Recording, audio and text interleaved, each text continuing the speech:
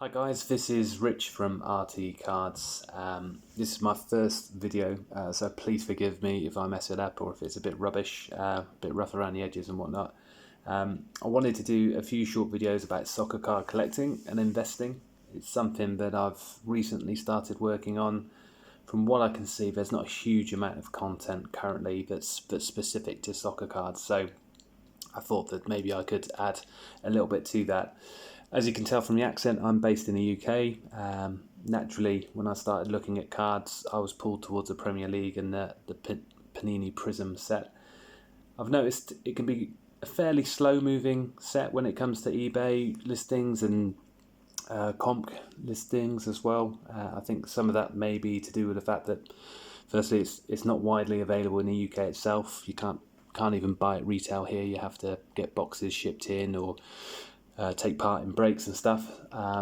Secondly, the American market's still getting into soccer. I know it's kind of progressing there, but it's still not established all that well amongst basketball and football and hockey and baseball. Thirdly, there's from what I can see, there's a lack of depth to the knowledge of teams and players beyond the obvious. So everyone knows Man United, everybody knows Liverpool, Tottenham, Man City, and everyone knows who Mo Salah and Sergio Aguero, Harry Kane, Virgil van Dijk, knows who all these guys are. But beyond that level, there's certainly going to be opportunities for those that are wanting to grab some players that have got potential for rises in value, and can get in at the lower levels where it's a bit cheaper. It's obviously not guaranteed that the Prizm range is going to be an annual release for the Premier League. I hope it is. The Premier League's probably the top league in the world, I think, in terms of viewing numbers. So it would certainly make sense to have it. So what I wanted to do is just take you through each team and give you my thoughts on the cards that are available in the set.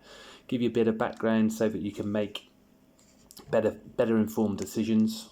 I'd love to hear what your thoughts and opinions are. I don't expect everybody to agree with me, but feel free to stick your comments down below. I'm going to start with my team. My team is Aston Villa. It's what I know best. I know for sure that there's some value in our set, so I think it's as good a place to start as any for me, really. There was 12 cards in the Villa base set. A bit stingy if you ask me, because most of the teams got kind of 15 to 18, but just the 12 for us. I can see real value in 2 of them, and I'll explain why as I get to them. But if we start with, this is Jed Steer.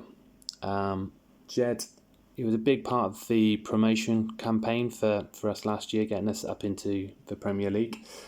So I've got a bit of a soft spot for him, as he did really well for us, and unfortunately, just when he thought he was going to get an opportunity this year, he got an injury, so he's missed out on his chance to play on the big stage, unfortunately. He's 27, so he's still young in goalkeeping terms. He wouldn't be the worst rookie card in the world to keep hold of, but I wouldn't expect him to be snapped up by a bigger club. So the investment potential is probably fairly limited for him. Next, we've got James Chester. You see him there. So Chesney, he's a bit of a legend in my books. Absolutely love this guy. Put himself through hell physically for us last year.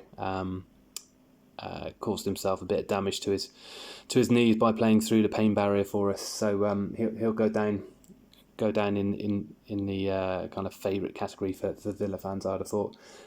He's in his 30s. He's out on loan at Stoke City at the moment, so there's no real investment potential for him there. As much as I love him. Andre Green. So there's another rookie card.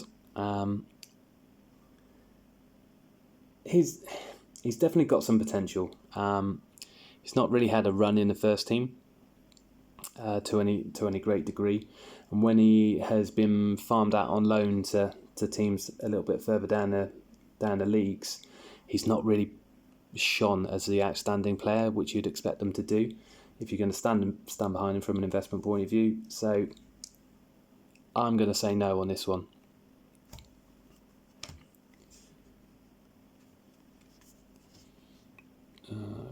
Neil Taylor.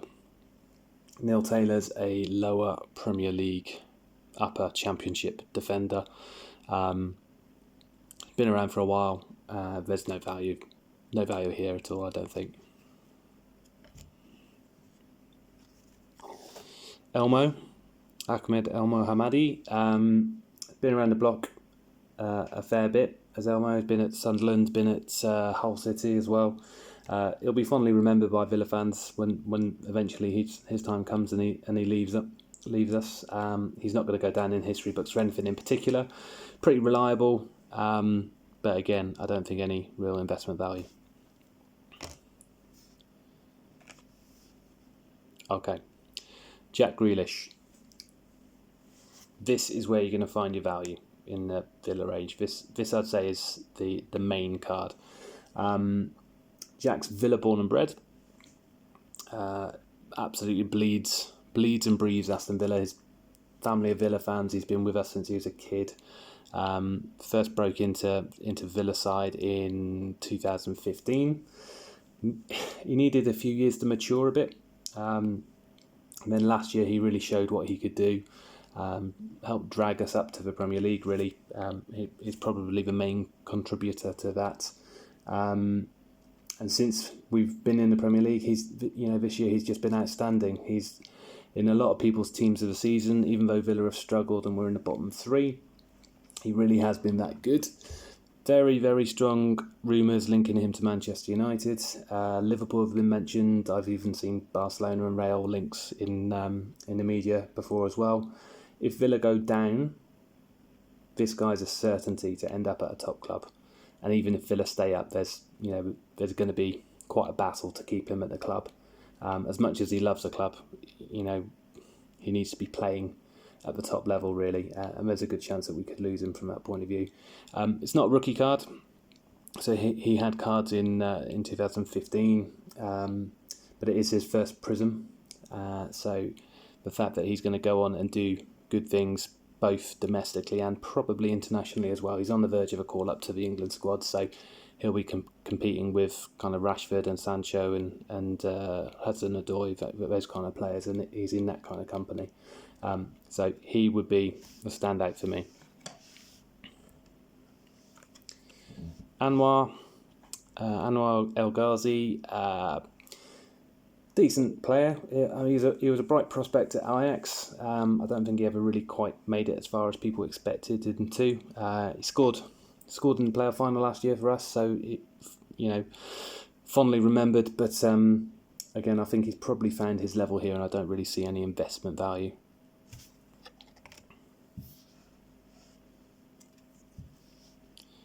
John McGinn. Okay, this is a second card where I think that there's potential. McGinn was just a class above last season when we were in the Championship, and he started this season completely on fire.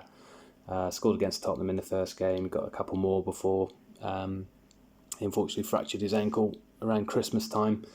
And he was on fire for Scotland at that time as well. I think he scored 6 or 7 goals for Tottenham. So, not for Tottenham, sorry, for Scotland. Even before the season started, he was being linked with Manchester United. Sir Alex Ferguson, reportedly a big admirer of him. It's his rookie card, even though I think it's fairly unlikely that he's going to leave Villa this year, because he's got to obviously come back from his injury and prove his fitness. But he's definitely a Premier League player capable of playing at the top end of a division, the top 4 or 5 team. If Villa go down, then there's going to be a line of clubs looking to do a deal for him. He's a real prospect. And then of the rest, you got Conor Hourihane, again a rookie card. Rookie purely because it's, I think, his first Panini card rather than by age, because he's been around for a while. He's played through all the divisions to get to the Premier League. He's fairly decent at this level. I don't think he's going to climb any higher than Villa, so I'd probably say not one for investment. Henry Lansbury, similar kind of story, really. He's not a youngster. I guess it's just his first Panini card, so he's got his rookie card emblem on there. He wasn't even a regular last year for us in the Championship, so I'm not quite sure how he got a Prizm. But he's a decent player, probably at Championship level. Nothing to see here, I don't think. Birkir Bjarnason. He left Villa in January to go to Italy to go play for Brescia. Not one to collect, I don't think. I mean, he's got quite a lot of Icelandic cards. So I think maybe he's in this range because of those, more so than anything else, because again, he wasn't a regular for us even last year. So yeah, not one to collect. And then Jimmy Danger, Jonathan Kodja. Again, left Villa in January. He went to play in Qatar. Pretty decent at Championship level. I'd say he's probably unlikely to make it back to one of the top leagues. Just probably a little bit above his level.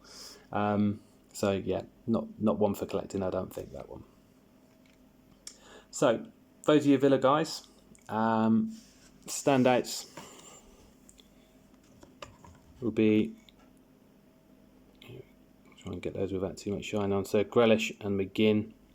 Grealish has got a Kaboom card as well, which is worth getting hold of. The other Villa inserts, nothing really to write home about. You've got a Conor Hurahan Fireworks, Andre Green Emergent, Birkir Bjarnason Fundamentals, and then there's a Anwar El Ghazi Brilliance, which I don't have yet.